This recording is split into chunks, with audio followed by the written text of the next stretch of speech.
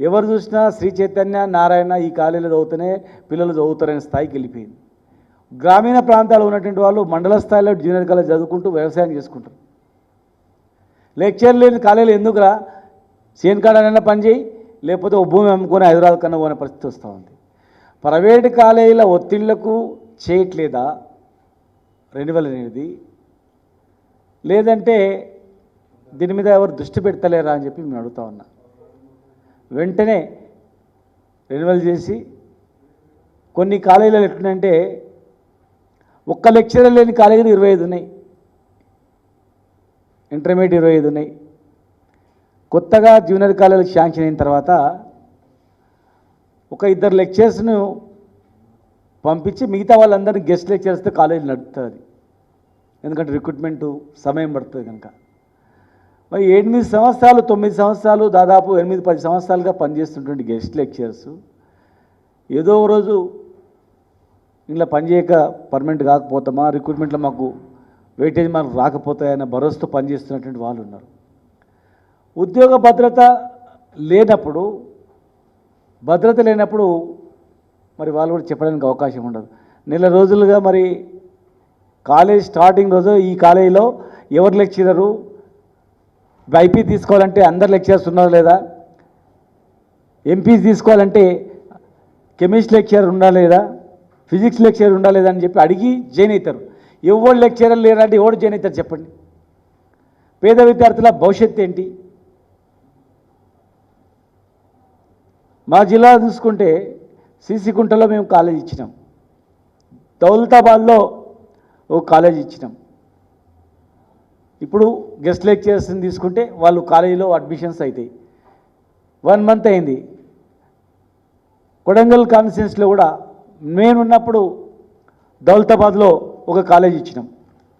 తర్వాత బొమ్రాస్పేట్లో ముఖ్యమంత్రి గారు కొత్త జూనియర్ కాలేజ్ కూడా వారు ఇవ్వడం జరిగింది. మరి అక్కడ కూడా సిసికుంటలో కానీ, బొమ్రాస్పేట్లో కానీ, దౌలతాబాద్ కానీ, మమదాబాద్లో కానీ ఒక్క లెక్చర్ లేకుండా ఉన్నారు. ఒక్క లెక్చర్ లేకుండా అడ్మిషన్స్ ఎట్లా జరుగుతాయి అక్కడ? ఒక్క లెక్చర్ లేని కాలేజీలో స్టూడెంట్స్ ఎట్లా చదువుకోగలుగుతారు? అట్లా 25 కాలేజీలు, కొత్త 25 కాలేజీలు ఉన్నాయి. పేద విద్యార్థుల భవిష్యత్తు, ఇంటర్మీడియట్ అనేది చాలా కీలకమైనటువంటిది. ఇంటర్మీడియట్ కింద మీద ఏంటంటే మన జీవితం కింద మీద అయిపోతుంది అంతే. ప్రైవేటు కాలేజీలను నియంత్రించాల్సిన అవసరం ఉంది. ప్రైవేటు కాలేజీలు నియంత్రించాలంటే ఒకే ఒక మార్గం, ప్రభుత్వ కాలేజీలను బలోపేతం చేయాలి. అక్కడ మొత్తం అకాడమిక్ మొత్తం టోటల్లో అక్కడ లెక్చర్స్ అందరూ ఉండేటట్లు ఏర్పాటు చేసుకోవాలి, ల్యాబొరేటరీస్ అన్నీ ఉండేటట్లు ఏర్పాటు చేసుకోవాలి. కనుక దయచేసి ఇంటర్ డిగ్రీలో ఉన్నటువంటి దాదాపు 2 కలిపితే 3000 మంది పైగా గెస్ట్ లెక్చర్స్ ఇమ్మీడియట్గా రెన్యువల్ చేయాలి. నేను అనుకుంటే హైకోర్టు వాళ్ళు కూడా డైరెక్షన్ ఇచ్చింది తొందరగా రెన్యువల్ చేయాలని. హైకోర్టు డైరెక్షన్ ఇచ్చింది, సుప్రీంకోర్టు ఏమో సమాన వేతనానికి సమాన పనికి సమాన వేతనం అని కూడా ఇచ్చింది. కనుక వీళ్లకు మేము కొంత పెంచినాం, గెస్ట్ లెక్చరర్స్ యొక్క జీతభత్యాలు కొన్ని పెంచినాం. మీరు ఇంకా పెంచాల్సిన అవసరం ఉంది. కనుక వెంటనే రెన్యువల్ చేస్తూ వీళ్ళ జీతాలను కూడా పెంచాల్సిన అవసరం ఉంది. అప్పుడే నాణ్యమైనటువంటి విద్య అనేది దొరుకుతుంది. తర్వాత ఇంటర్మీడియట్కి సపరేట్గా hostels, social welfare hostel, BC SC ST hostels, degree కాలేజీలో కూడా కొత్తగా హాస్టల్స్ ఏర్పాటు చేస్తే మేము కొంతవరకు మండలానికి స్కూళ్ళు, కాలేజీలు, బీసీ హాస్టల్స్ పెంచినాం, ఎస్సీ హాస్టల్స్ పెంచినాం, మైనార్టీ హాస్టల్ కూడా పెంచినాం. 1000 పైగా. ఒక ప్రపోజల్ ఉంటే ఇంటర్మీడియట్కి సపరేట్ హాస్టల్, డిగ్రీ కాలేజీలకు సపరేట్ హాస్టల్ ఉన్నట్లయితే ఇంటర్మీడియట్ హాస్టల్ స్టూడెంట్స్ ఒకటే దగ్గర ఉండి నైట్ చదువుకోవడానికి కూడా అవకాశం ఉంటుంది. డిగ్రీ కాలేజ్ కూడా సపరేట్, డిగ్రీ కాలేజ్ హాస్టల్ కూడా ఉంటే సపరేట్ ఉంటుంది.